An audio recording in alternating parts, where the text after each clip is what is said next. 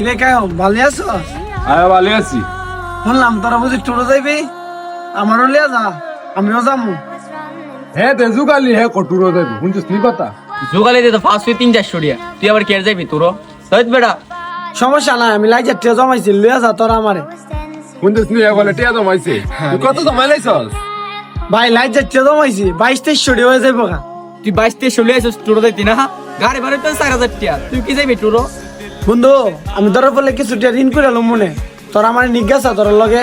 আরে বেটা হুন, তুই সারাদিন জুগালি দিয়া কাম আছে 300-400 টাকা, তুই আমরা লগে টুরো যাবার দরকার আছে?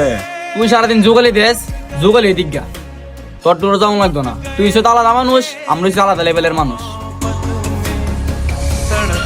আচ্ছা গরিব হয়েছি দিকে কি আমরা শখ নাই?